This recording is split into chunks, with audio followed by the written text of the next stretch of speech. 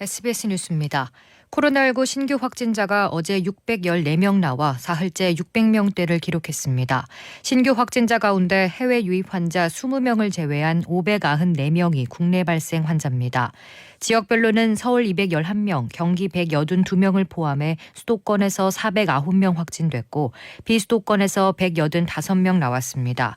3명이 숨져 누적 사망자는 1,768명으로 집계됐습니다. 질병관리청은 어제 하루 8,700여 명이 코로나19 백신 1차 접종을 받아 1차 누적 접종자는 115만 6,900여 명이라고 밝혔습니다.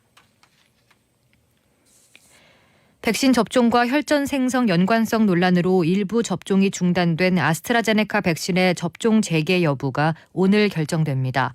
질병관리청은 오늘 오후 브리핑을 통해 아스트라제네카 백신 접종 재개 여부를 발표할 예정입니다. 국내외에서 백신 접종 후 혈전증 진단 사례가 잇따라 보고되고 독일과 캐나다 등 일부 국가에서 특정 연령에 대한 접종을 제한하면서 질병관리청은 지난 7일 만 60세 미만 접종 대상자 3만 8천여 명에 대한 접종을 보류하고 특수교육과 보건교사 등 14만 2천여 명에 대한 접종을 연기했습니다. 미얀마 군경이 군부 쿠데타를 규탄하는 시위대를 향해 발포해 최소 82명이 숨졌습니다. 로이터는 인권단체 정치범 지원연합을 인용해 현지 시간 8일 밤에서 이튿날 새벽까지 양곤 인근 바고 지역에서 미얀마 군경의 발포로 시위대 82명이 사망했다고 전했습니다.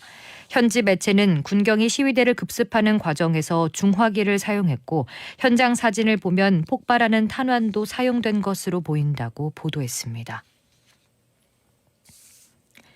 한미 정보당국은 북한이 3,000톤급 잠수함 건조 작업을 이미 끝내고 진수식 시기만 저울질하고 있다고 평가한 걸로 알려졌습니다.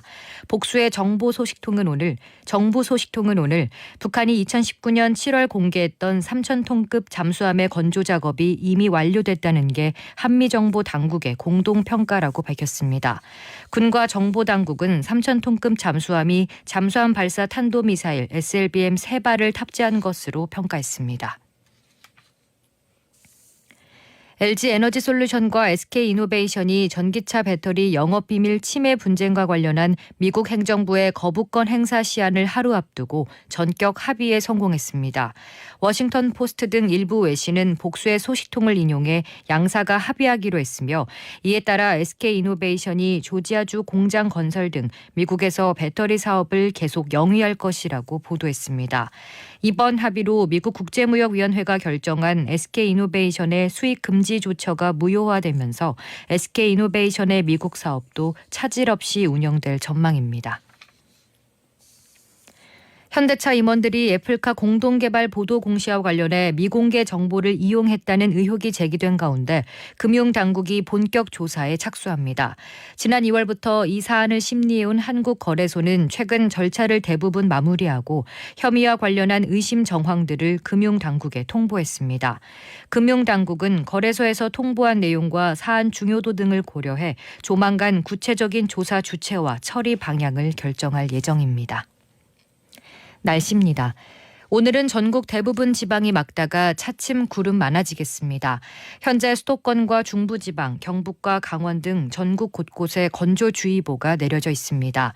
오늘 낮 최고 기온은 서울이 22도, 대전, 광주 23도, 부산 19도 등 전국이 14도에서 23도가 되겠습니다.